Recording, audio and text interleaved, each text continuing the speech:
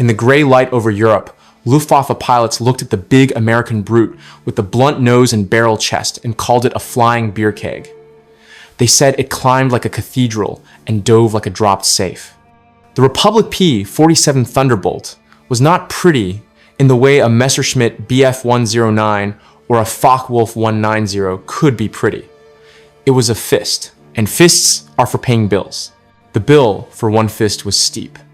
By the end of production, a single Thunderbolt cost something a little north of 83,000 wartime dollars, a number that hides factory whistles, night shifts, and a river of aluminum that began as bauxite and ended as skin riveted to ribs.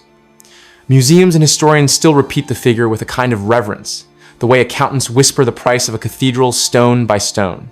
But the sticker price is only the door fee to the dance. The true cost lived inside the mission envelope. 8 Browning 50 caliber AN-M2 machine guns sat in the wings like a row of steel teeth, 4 to a side. Each gun was fed by belts that could hold roughly 425 cartridges for a total of about 3,400 rounds. In the thick air of a fight, those aircraft guns spat somewhere around 750 to perhaps 8,500 rounds in a minute per gun. Do the arithmetic, and your beautiful ammo belt becomes a fuse. Squeeze the trigger too long, and in roughly half a minute, the wings go silent because the guns are empty. The Thunderbolt could pour out about 32 heartbeats of lead before the pilot's world narrowed to maneuver and prayer. The Smithsonian tells stories of aces like Francis, Gabby, Gabareski riding that fire hose at killer distances. The moment when steel, fuel, and nerve all cash out. Ammunition is money with a muzzle velocity. Every cartridge had a life before it met the chamber. Copper and lead drawn, propellant blended by chemists under the watch of DuPont and Hercules, links stamped in government plants, belts loaded in places like Lake City under the government-owned, contractor-operated model that turned private industry into temporary organs of the state. When those 8 mouths spoke at once, they did not talk. They consumed. Each second of fire was a small factory day burned into the sky. Fuel was the other arithmetic. The Thunderbolt's internal tanks held roughly 305 gallons, and with the common pair of 108-gallon drop tanks hung under the wings, a pilot might have more than 500 gallons to trade for range and time on target. All of it was high-octane promise, brewed after American services standardized on 100 octane before the war, and then pushed for even hotter fuels as the fighting climbed. Oil companies like Shell, Standard Oil, and Phillips refined victory by the barrel, and every mission was another withdrawal from an oceanic bank account that stretched from Texas refineries to English dispersal pads. Now bring the ledger to life. Picture a cold morning in East Anglia. Republic Aviation built the airframe. Pratt & Whitney built the R-2800 Hart. Hamilton Standard supplied the propeller that bit the wind. Crew chiefs run hands along aluminum like pawnbrokers reading jewelry. The pilot climbs in. The tanks are full. The belts are fed. The ordnance crews have slung perhaps half a B-17's bomb load under the wings because the Thunderbolt, that rolling anvil, could throw real weight at rail yards and flak towers. The cost of that takeoff is not only the tug on the throttle, it is payroll in Farmingdale, New York. It is a coal train in Pennsylvania feeding a rolling mill. It is a refinery flare reflecting off the Mississippi. It is the Treasury's promise to pay, pinned to kitchen corkboards across 85 million American homes. This is where the math becomes personal. Bond posters did not sell aircraft, they sold habits. The US Treasury's Series E program was a masterclass in psychology, a slow-motion hypnosis. Buy $18.75 at a factory window on Friday, and in 10 years, it becomes $25. Do it again next Friday, and again. The war finance committees and the high-pressure drives, 8 of them in all, were theater. But the real engine was the payroll savings plan, a small river that never stopped. By war's end, the country had raised roughly $185.7 billion through savings bonds, with more than 85 million Americans participating, a scale of civic finance unmatched in modern memory. That is what put the weight behind the Thunderbolt's wings. But bonds alone did not feed the beast. Congress took a second bite with excess profits taxes that altered corporate weather. Rates that began in the 40s climbed until, in 1942 and 1943, effective excess profits levies ran at a punishing slice of the margin, rising into the 90% range, with post-war refunds that softened but did not erase the teeth marks. Economists like Carl Shoup wrote about it in real time, explaining a formula that tried to strip out ordinary returns and siphon off the wartime froth. The policy point was brutal and clear. You can make tanks, planes, and bullets. You cannot make a killing. The Treasury would take it. Companies adapted, industrial output surged. The arsenal of democracy was a cost-plus civilization. So calculate a single sortie. Start with amortization. Spread that $80-odd thousand purchase over a few hundred combat hours, and your airplane's body is charging a fee every minute the prop turns. Add the fuel burn of a 2 to 1,000 horsepower radial, running hard in climb and cruise, and then screaming in a dive, and you are pouring refined geology into a supercharged appetite. Add the ammunition, 3,000 plus 50 caliber rounds that can be gone in half a minute if you get greedy. Each round, a tiny machine with a history and a cost. Add bombs and rockets and the ordnance crews who lifted them. Add the maintenance hours that follow a hard landing on a steel mat. The final number is not neat. It is a living fraction, different for every mission, but it is always there, written like faint chalk on the canopy bow. This is what it costs to move fate a few miles downrange. The Germans laughed until the Thunderbolt stopped being a joke. Out of Boxted and King's Cliff and countless other English fields, groups like Hubert Zemke's 8th Fighter Command, wolves learned to use the jug the way a brawler learns to use his shoulders.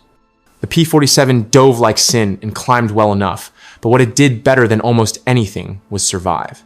It absorbed punishment. It came home with holes. Robert S. Johnson told stories of a Thunderbolt that looked like a cheese grater after tangling with a Focke-Wulf and still bringing him back across the channel. Survivability has a price too. An airplane that returns lets the ground crew's investment compound.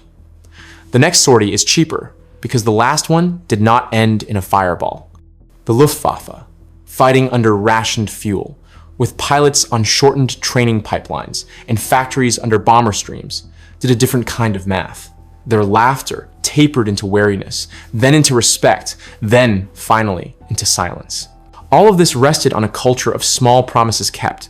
Social psychologists would call it commitment and consistency. Make the patriotic act frictionless, set the default to yes, and people will repeat it until it is part of them. The payroll savings plan was not just a financing trick, it was a habit machine. In posters, comic strips, and radio hours, the government blurred private virtue into public purchase. Duke University's advertising archives are a time capsule of this persuasion. Smiling workers, stern Marines, and the headline that turned a $5 deduction into a pledge of blood and steel.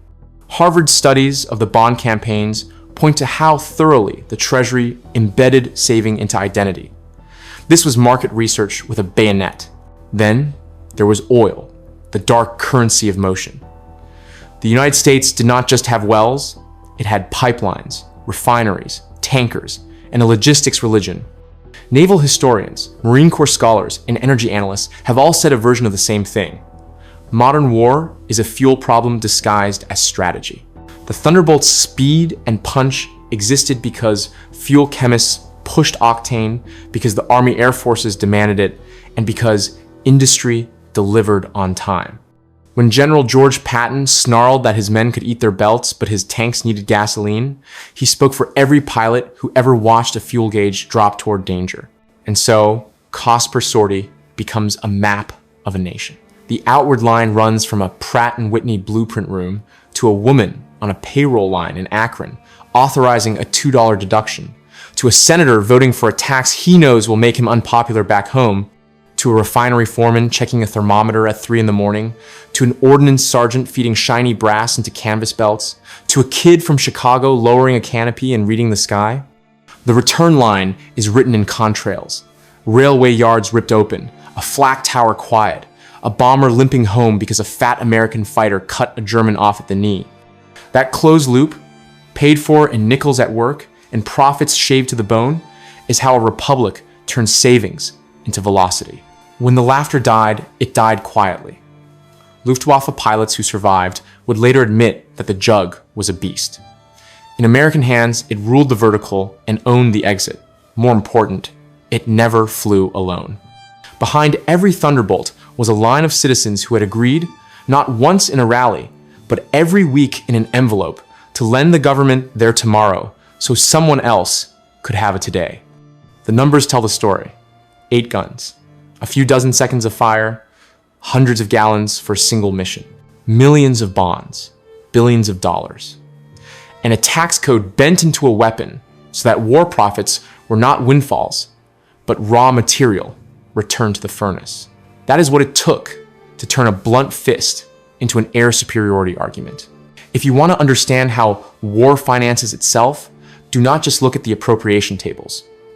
Look at the moment a pilot's thumb presses the trigger and the airplane shudders. That vibration is the resonance of a nation's balance sheet.